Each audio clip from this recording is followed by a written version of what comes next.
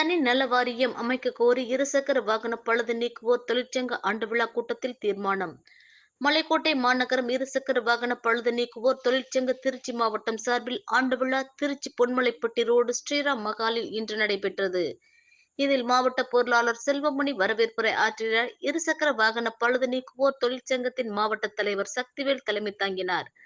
மாவட்ட இணைச் செயலாளர் செல்வம், மாவட்ட துணை செயலாளர் பாலசுப்பிரமணி, மாவட்ட செய்தி தொடர்பாளர் சையத் ஆகியோர் முன்னிலை வகித்தனர். சிறப்பு அழைப்பாளராக கௌரவ தலைவர் லட்சுமணன் கலந்து கொண்டு சிறப்புரையாற்றினார்.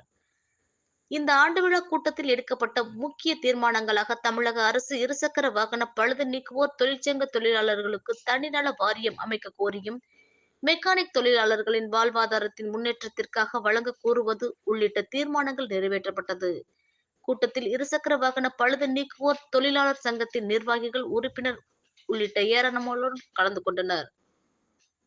அன்புராஜ் திருச்சி மாநகர இருசக்கர வாகன பழுது நீக்குவோர் தொழிற்சங்க செயலாளர் அன்புராஜ் அளித்த பேட்டியில், இருசக்கர வாகன பழுது நீக்குவோர் தொழிற்சங்கத்திற்கு தனிநல வாரியம் அமைக்க வேண்டும்.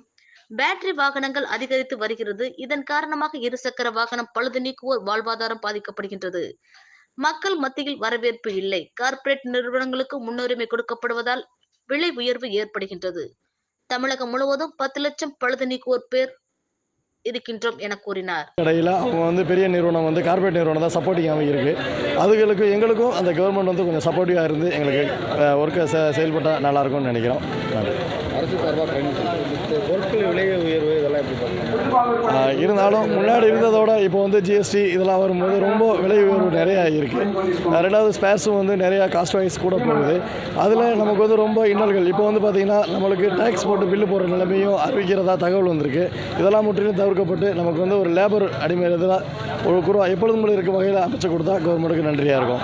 இந்த லேபர் எவ்வளோ பேர் இருப்பீங்க தமிழ்நாடு முழுவதும்? இப்போ இந்த பேட்டரி வாகனங்கள்லாம் வருது. இப்போ அதுக்கான எங்களோட வாழ்வாதாரத்தை எப்படின்னா சப்போர்ட்டிங் குறையிறது பேட்டரி வாகனம் முன்வைக்கிது.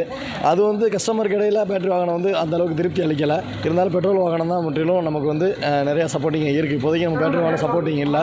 பெட்ரோல் வாகனம் இருக்கிறதுனால எங்களோட வாழ்வாதாரம் கார்ப்பரேட் நிறுவனத்தால் ரொம்ப நெருக்கப்படுது. அதான் மெயின். நெருக்கப்படுறதுனால எங்களோட தொழிலாளர் ரொம்ப பாதிக்கப்படுறாங்க. இதுக்கு நம்ம கவர்மெண்ட் முற்றிலும் நின்று அவங்களுக்கு சப்போர்ட்டிங்காக எங்களை ஒரு தொழிலாளர்களை பாதுகாப்பு கொடுத்தா நல்லாயிருக்கும் நான் விரும்பி கேட்குறேன். தமிழ்நாடு போனால் ஒரு 10 லட்சம் பேர்கிட்ட இருப்போம். 10 லட்சம் மெக்கானிக் இருக்கும்.